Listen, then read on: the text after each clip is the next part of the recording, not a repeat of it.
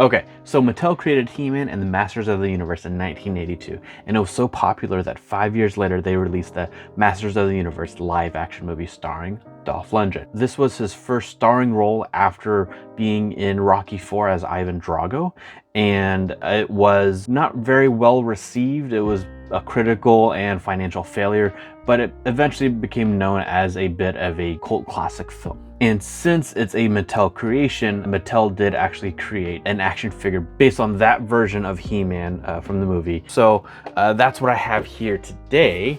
And the thing about this is that if you look at the face, it doesn't really look that great. In fact, it's actually pretty bad. Now, I don't know if that's because they couldn't get the likeness, even though the movie was made by them, but maybe they do have the license and they just couldn't make the face look very good. We know that Hasbro has been doing a really good job at recreating actors' faces because they're able to digitally scan them and basically just make that face that way. So that's easy enough. And unfortunately, this one kind of looks like that one like cat lady, and I'll show a picture if I can find it. Not to throw shade at Mattel, it's just that it's not as good as I think what fans wanted. And so we have here a solution. This is made by Ramen Toys. So Ramen Toys is a small toy company that specializes in 80s toy nostalgia. So they've got some Mask, they have Silverhawks, obviously Masters of the Universe, and it's fun because they have to call this a Masters of the Verse for licensing reasons, but we all kind of know what this is really for. They also are creating what they're calling the Ramen Racer, and that's their own creation of basically what the HasLab Hell Charger was going to be that failed, unfortunately, and I pre-ordered that. I'm super excited about that one too. But today, this is what we're talking about. So we have 3 different heads in total. 2 of them are meant for this He-Man figure, or they work well with the Super 7 one as well. However, the Super 7 one I don't have, and that one, the head also is not that great.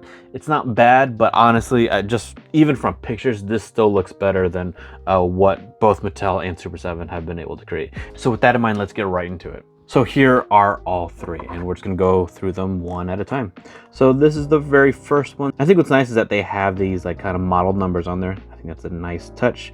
I really appreciate the fact that as far as packaging goes, that there's no like blank space. Everything actually, you know, has a purpose and it's filled out, because I think I'd be kind of bummed if the whole back was just like black. It's nice that they have these touches. So we can see here that this is made for the Mattel Masterverse 2023 figure, which is the one I'll be showing you in a bit. And of course, it's also compatible with the Super 7 one as well. A couple of QR codes, and I'll have links for both the website and the Facebook page in the description, so make sure to check them out. Unfortunately, the boxes were a bit crushed during shipment, but I'm not that worried about it because this is not the type of thing that you'd probably be keeping in package anyway. You're definitely going to be opening these up to use them. Here is our second head, and we'll take a closer look at the heads in just a second, but as you can see, packaging generally the same.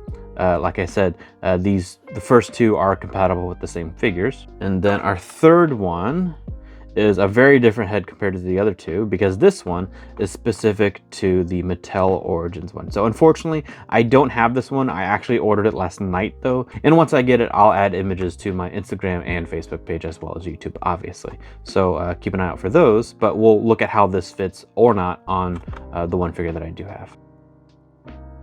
So it is a simple design, but what's kind of neat is that I didn't realize before that we're actually looking at the back of He-Man. It looks like they probably are using something probably from the original film, but obviously heavily edited. But it's actually one complete image, which I always love when companies do stuff like that. So that's really cool. I like that. Okay, so I just opened up He-Man so that I could do the comparison with the original head. And this is the first time looking at it, but this trips me out that he's got this huge lump on his hand. Obviously, I get it's so that he can hold a sword, but this totally looks like it's a cyst. He needs to go to the hospital and get that checked out immediately. In any case, here is our first head, and there is the comparison. And I'll also have a side-by-side with Dolph Lundgren's head as He-Man on the screen. And you can see that this is a huge improvement over this original head. I think that's, I don't know who that is. That's someone else entirely. At least the hair's not bad, actually. If you could like replace the face, the hair's pretty good. It's that nice 80s hair. What's really nice too is that Ramen Toys did a great job making sure that the head is pretty much exactly the same in terms of fitment for the ball joint, and even like the hollowed out part like there is the same, which I don't know if they did that on purpose or if that's just like a typical manufacturing thing, but that's new for me, and I'm mostly familiar with Marvel Legends stuff. And here's a quick side-by-side. And you can see that Ramen Toys gave He-Man a slightly longer, more glorious hair. So that's super fun. And now let's see how he looks on the body. And there he is. That looks so much better. Obviously, I'm gushing, but I just really love seeing small toy companies create something just so good and so well done. You can see that the skin matching is actually really, really close. That takes a lot of work, especially because the color is the plastic and not painted, which is just as hard, if not harder, than painting the flesh color, right? And so for them to match it this closely is fantastic. It's really good work. And here's a close-up of the head. The eyes look phenomenal on there. It even looks a little red, like maybe he's tired, needs a little coffee. But you can see the iris in there. The whites are looking good. Otherwise, the flesh of the lips look natural. That's really nice. And the paint in the hair is looking pretty good too. All right, let's look at our next head.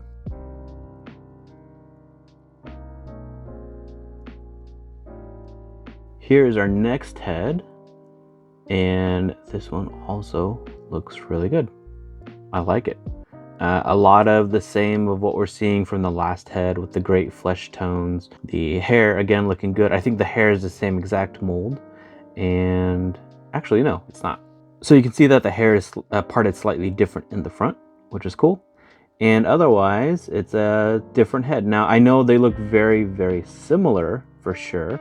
And depending on your preferences, you're obviously gonna want one or the other. I do like both. I feel like this one, the second one, it looks slightly more like Dolph Lundgren than the first one does. But at the same time, it's kind of hard to say. I think it's also maybe like an angles thing. And depending on the angle you look at him at, it might look more or less like him. Head 1, head 2, and I just wanted to show you that the bottoms are also still exactly the same. So what I wanted to point out on this are the eyes. And what's kind of interesting about this is that the eyes, as compared to the other one, the iris isn't fully like touching like the bottom. Like it's like either he's looking up a bit or his eyes are a little bit more open, or maybe it's a mix of both. So it's kind of cool that it's just that much different. So here's our side by side. And of course I'll throw up Dolph Lundgren again so that you can see another comparison. And you can see that this one is still terrible and looks nothing like him. And these two are both good representations of the actor. And here's our final head. I'm not totally sure if there was a figure of him, of the movie version released at the time that used the, the original He-Man body. So I don't know if this is like trying to replicate that, but it is something that they made and I wanted to go ahead and purchase. And it's similar in the sense of like kind of what they did for the this head, but obviously for the Origins body. So still looks good, still has a strong likeness to him, but if we compare them, they're obviously meant for different bodies. But let's go ahead and see how it would look. So this is our number 2 head. Here's our 3rd head. And you can see that the holes on the bottom are very different. I don't think that this is gonna fit very well, but I'll go ahead and do it just so we can see. Well, color me surprised. It does fit. It was a little bit harder to get on, but it does obviously go on. And that's not too bad. It actually still doesn't look too bad. And I know I keep kind of ragging on this one, but it still looks so much better than this one. So obviously, because this head is not meant for this body, the skin doesn't really match the same way that the other two do. But if for some reason this is what you want to do, then you can do it. And here we have one last comparison. So on my left, we have the number 1 head. On my right is the number 2. And in the middle is the additional head that came with the figure. So who exactly is this for? Well, He-Man fans obviously are gonna like this a whole lot. I think the head is just really, really well done and so much better than the original head that it comes with. And otherwise, I think fans that got the figure, have 80s nostalgia, are gonna like it a lot too. But I think people that like small businesses and like quality products will also like it, assuming that you get the figure. The figure is still available right now at retail from like Target and directly from Mattel, and I'll link all that down below as well. This is an easy thing to get and have and enjoy and really appreciate, because on top of all of those things, on top of the fact that it's such a really well done product, it was only 16 bucks US, and that's crazy to me. I've seen so many other even smaller creators, you know, people that are just the solo creator that are like printing out the head or sculpting it themselves and then painting it. And they're charging $75, $100 a head because that's all of their time and effort. Ramen Toys was able to use economies of scale and make these a very, very reasonable cost. So the problem is that now you can't buy them. They were on pre-order, they sold out, and that was it. And they said that they're not making anymore. But I would say if you have the interest and you make enough noise, then I'm sure they would be open to doing another run as long as there's enough people pre-ordering. I'm super happy that I got it. I think it was money very, very well spent. And if you want to see another very well executed figure from another small company, check out my Red Sonja video right here.